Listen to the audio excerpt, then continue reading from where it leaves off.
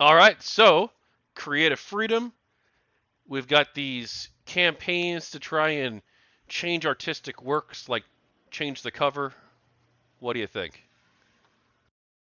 Um, well, trying to think of how to put this. It worries me because it's still happening, and honestly, it's happening even worse now than it was back in 2014. Um, uh, and it worries me because it stifles conversation.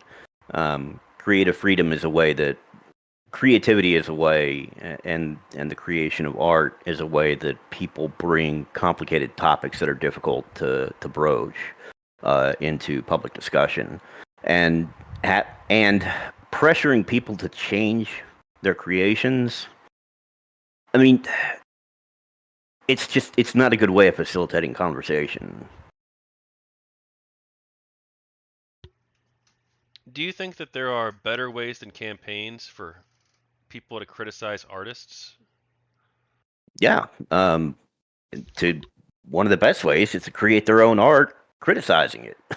You know, if somebody has an objection to, say, the Spider-Man cover where it had I think it was Gwen like kind of crouched over and it was obviously accentuating her ass. You create your own cover, you create your own comic, and uh, use that medium as a way of expressing your frustration or your criticism of that media. That's how discussion happens. Where do you think the lines are between criticism and censorship? Censorship campaigns in particular. Um, so that's honestly a difficult question to answer. The truth is that uh, making an expression that is an objection to a piece of some other expression is fine, but I would say where you draw the line is where you get somebody involved who has discretion over the medium uh, and can unilaterally make a decision to remove it. So, like, you can make fun of people, you can make your own art or your own comics or your own video games or host your own podcasts and be as critical of it of somebody else's work as you want. You should do that, in fact. What you shouldn't do is go to their boss and say, I'm going to rile up all these people, so take it out. Well, wouldn't these people just say that, hey, look, I think this thing in the video game or comic book or whatever is sexist. I happen to tweet you saying, hey, take this out. 3,000 other people just happen to agree with me and all say the same thing. That's just our opinion. It's our free speech. Well, you're entitled to do that. I object to it, but you're entitled to do that. When you say you object to it, what do you mean? Were you harassing the people who harassed the developers? Well, I never harass anybody ever. That never happens. Um,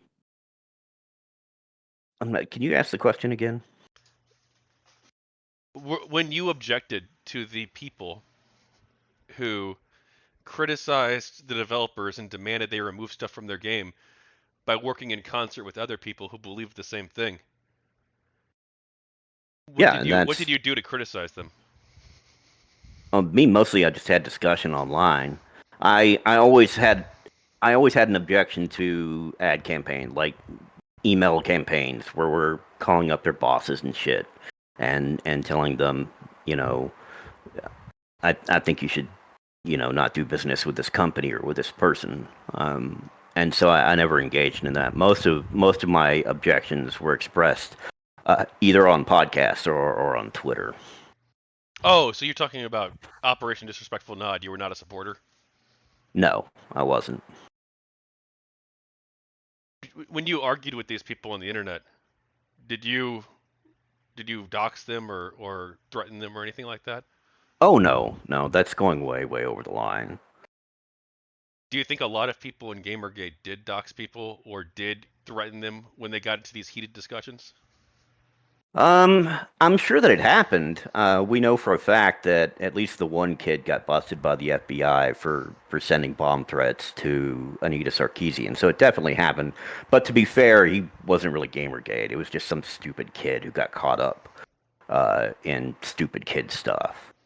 Um, I am certain that I know of at least one person that did dox other people, and that person was, I won't say a member of GamerGate, but was a GamerGate supporter. And I can't think of his name now. I think he claimed that he used to work for NASA or something. Um, uh, but I didn't really see any of that.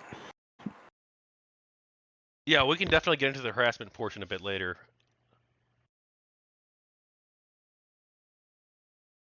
Well, that was my answer. Do you? I'm sure it happened, but I didn't see it. I knew of like those two instances, I think, and you're talking about, probably 200,000 people. Yeah, no, you're good. Just a heads up. I'm doing this for the book, so like, there's gonna be some dead air from time to time while I think about how to phrase things good for the book. Okay, okay, that's fine. Some critics argue that Gamergate. Well, oh, sorry. Actually, sorry. I'm skipping ahead. Do you have any thoughts on the removal of content from foreign games when they are localized? Yeah, I don't like it. I think that the problem is a lot of companies they kind of rely on these localizers to make judgment calls because it's a very judgment call field. But I think that the problem is a lot of the people that they're relying on to make these decisions either have political motivations, which is true of some of them, and other ones I think overestimate how much like the American consumer would object to certain content. Did you support Torrential Downpour to try and shine a light on this practice and criticize it? Yeah, I think. I'm trying to think of. I don't remember torrential downpour very well, but I would certainly support that exposing the because there's a lot of that goes on, and it honestly very often hurts the creative vision of the original media.